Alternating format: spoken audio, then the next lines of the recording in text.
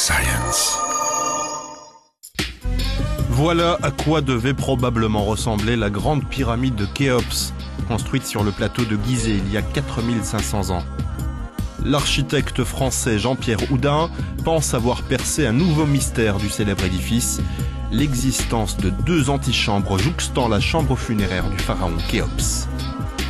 Grâce à des indices trouvés sur place et à des simulations numériques en 3D, Houdin estime avoir retrouvé dans la pyramide le véritable itinéraire qui a conduit Khéops à son dernier repos.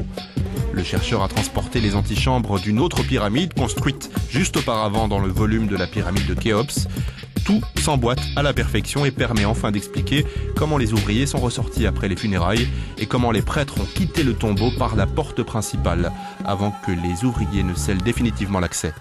Voilà, après 12 années de recherche, 35 000 heures de travail sur cette pyramide et les autres, j'ai l'intime conviction qu'il y a ces deux pièces, ces deux antichambres dans la pyramide de Khéops. Maintenant, sortir du virtuel pour aller dans le réel, il nous faudra des missions pour aller vérifier sur place.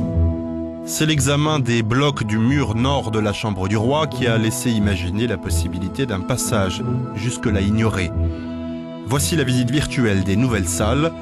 Les meubles qui figurent ici sont les copies conformes trouvées dans d'autres tombes égyptiennes.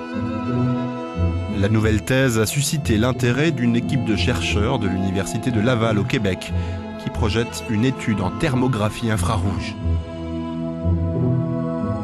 Jean-Pierre Houdin doit présenter cette thèse lors de conférences interactives ouvertes au public les 10 février et 8 mars prochains à la Géode, à Paris.